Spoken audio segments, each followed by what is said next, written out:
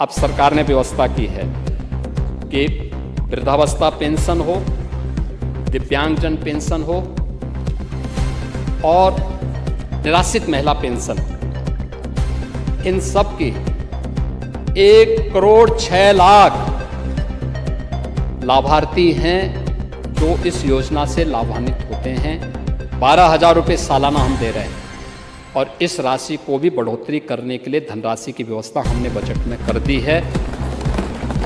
ये कार्यक्रम भी इसके साथ होगा और ये पैसा डीबीटी के माध्यम से उनके अकाउंट में जाता है। अब ये बीच में बाबूगिरी नहीं होती है।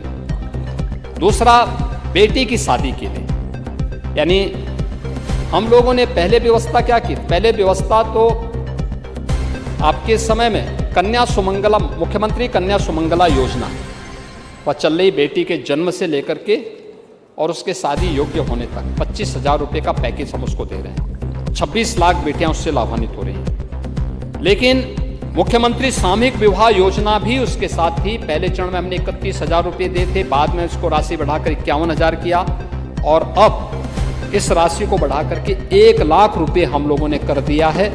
और यह राशि जो वार्षिक आय पहले 1 लाख थी, अब उसको बढ़ा करके 3 लाख किया जा रहा है, यानी 3 लाख रुपए तक की परिवार का कोई भी व्यक्ति आकर के वहाँ पे अपना रजिस्ट्रेशन करवाएं और इस योजना से वह लाभान्वित हो सकता है। इसको हम करेंगे और इसमें कहीं कोई समस्या नहीं होगी। दूसरा, पूर्व दसम और दसमोत्तर छात्रवृत्ति और शुल्क प्रतिपूर्ति के लिए पहले आय सीमा अब तक 2 लाख रुपए थी, हम इसको बढ़ा करके 2.5 लाख रुपए कर रहे हैं, जिससे ज्यादा छात्र इस योजना से लाभान्वित हो सके। इसके साथ ही उन अनुसूचित जाति और जनजाति के बच्चों के लिए सर्वोदय विद्यालय स्थापना के कार्यक्रम और 4 विद्यालय सेंटर ऑफ एक्सीलेंस के रूप में विकसित हों, इसके लिए भी धनराशि की व्यवस्था हम लोगों ने इस कार्यक्रम के साथ जोड़ी है।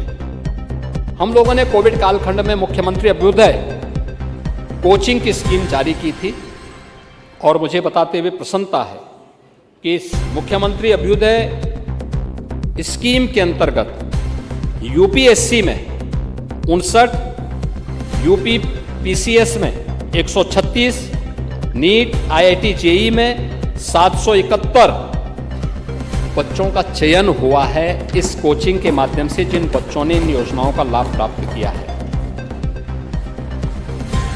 ओबीसी छात्रवृत्ति के लिए हम लोगों ने इस बजट में 3,060 करोड़ रुपए की व्यवस्था की है। पांडे जी, जब आपकी सरकार थी ना, यह पैसा केवल 1,500 करोड़ के आसपास था, आज उससे दुगने से अधिक हो गया है। और हम लोगों ने यहाँ पे इस बजट में विवाह अनुदान की राशि को भी इसके साथ यहाँ पे इसकी धनराशि की व्यवस्था की है। ओबीसी छात्रों के लिए कंप्यूटर ट्रेनिंग के लिए भी धनराशि की व्यवस्था की है और अन्य स्कीम के अंतर्गत भी यहाँ पर इस व्यवस्था के साथ हमने जोड़ने का काम यहाँ इस बजट में इसका प्रावधान किया गया है। दिव्यांग छात्राओं के लिए, उन बेटियों के लिए जो दिव्यांग हैं, उनके लिए इलेक्ट्रिक ट्राइसाइकिल के लिए भी धनराशि की व्यवस्था की है, क्योंकि डीजल का खर्चा उठा पाने में वो परिवार सक्षम नहीं हो पाता था, सभी परिवार नहीं हो पाते थे। तो अब ऐसी ट्राइसाइकिल डेवलप करने के लिए जहाँ पे पावर प्लग में रखकर या सिंपल प्लग में भी जहाँ मोबाइल फ़ोन चार्ज हो सके, उसी से उसकी ट्राइसाइकिल चार्ज हो सके और फिर वो स्कूल तक पहुँच सके, इसके लिए वह ट्राइसाइकिल हम उन बेटियों को उपलब्ध करवाएंगे जिससे वे स्कूल जा सकें। और इसके लिए भी हमने 60 करोड़ रुपए की व्यवस्था यहाँ पर की है।